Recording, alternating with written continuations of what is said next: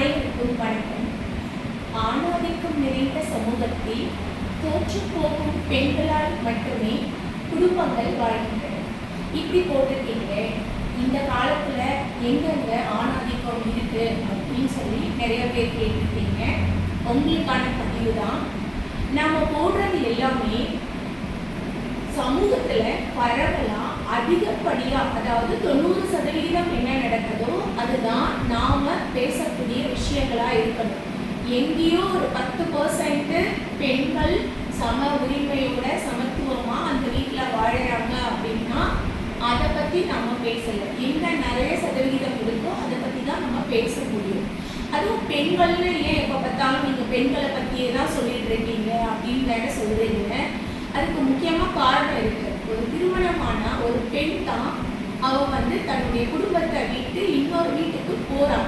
அப்படி போறப்ப அவளுக்கு அந்த வீடு புதுசு, அந்த மக்கள் புதுசு, அந்த வீட்டுல வாழற உறவுகள் புதுசு, அந்த வீட்டுல சாப்பிடுற உணவு புதுசு, அவர்களுடைய பழக்க வழக்கங்கள் புதுசு. இப்படி எல்லாமே அவங்களுக்கு புதுசா தான் இருக்கும். அப்ப அவங்க அந்த வீட்டை அடாப்ட் பண்ணிக்கிறதுக்கு எவ்வளவு நாள் ஆகும். அப்போ அவங்க எல்லாத்தையும் அடாப்ட் பண்ணிக்கிறாங்கன்னா அப்போ அவங்களாம் அங்கே இருக்க முடியாது. அவங்களுக்கு பிடிச்ச உணவை சாப்பிட முடியாது, அவங்க பிடிச்ச மாதிரி ட்ரெஸ் பண்ணிக்க கூட முடியாது, அவங்க பிடிச்ச மாதிரி வெளியே போக முடியாது. அவங்க பிடிச்ச விஷயத்த தனித்திறமைய அவங்களா செஞ்சுக்கிற ஒரு உரிமையோ சுதந்திரமோ எல்லாருக்குமே இருக்குமானா இருக்காது.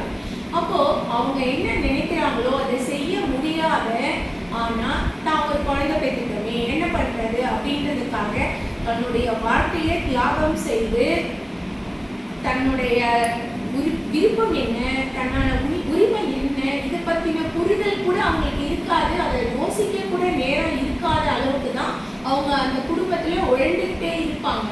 இதை கேட்டா பெண்கள் நீங்க அவங்க தலையில தான் கௌரவம் இருக்குது, நீங்க அவங்க தலைமையில தான் குடும்பமே ஓடுதுன்னீங்க, அவங்க தான் குழந்தைய பார்த்துக்கணும்னீங்க, அவங்க தான் சமையல் செய்யணும்னு சொல்வீங்க. அப்போ இது எல்லாமே சுத்தி சுத்தி பார்த்தீங்கன்னா அந்த பெண்கள் மேலதான் அந்த சுமை அழுத்தப்படுதே தவிர இதெல்லாம் ஆணுக்கு கிடையாது. ஃபர்ஸ்ட் சண்டை போட்டா என்னன்றீங்க, ஏமா ஃபர்ஸ்ட் அந்த வீட்டுக்கு போனா அப்படிதான் இருக்கும், கொஞ்சம் அட்ஜஸ்ட் பண்ணிக்கோ, போக போக சரியா போயிட்டுன்றீங்க. அப்புறம் குழந்தை பிறந்ததுக்கு அப்புறம் என்ன சொல்றீங்க, குழந்தையே பிறந்துச்சு இன்னும் நீங்க சண்டை போட்டுட்டு இருக்கீங்களான்றீங்க. பட் குழந்தை கொஞ்சம் வளர்ந்ததுக்கு அப்புறம் அவங்க எதுக்கா சண்டை போடாதுன்றீங்க. குழந்தை பெருசானதுக்கு அப்புறம் கல்யாணம் ஆகிற பசங்களை வச்சுக்கிட்டு சண்டை போடுறீங்கன்றீங்க. கல்யாணம் ஆனதுக்கு அப்புறம் பாத்தீங்கன்னா என்னன்றீங்க, வயசான காலத்துல இன்னுமா சண்டை போட்டு இருக்கீங்க அப்படின்றீங்க.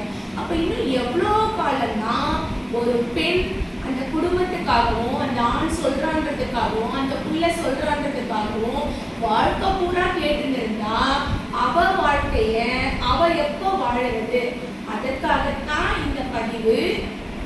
மறுபடியும் சொல்றேன், ஆணாதிக்கம் நிறைந்த சமூகத்தில் தோற்று போகும் பெண்களால் மட்டுமே குடும்பங்கள் வாழ்கின்றன அப்படிங்கிறது அந்த பெண்களுக்கான பதிவு தான். பெண்கள் இன்னும் எல்லா வகையிலும் முன்னேறல அப்படிங்கிறத ஆணித்தரமா அடிச்சு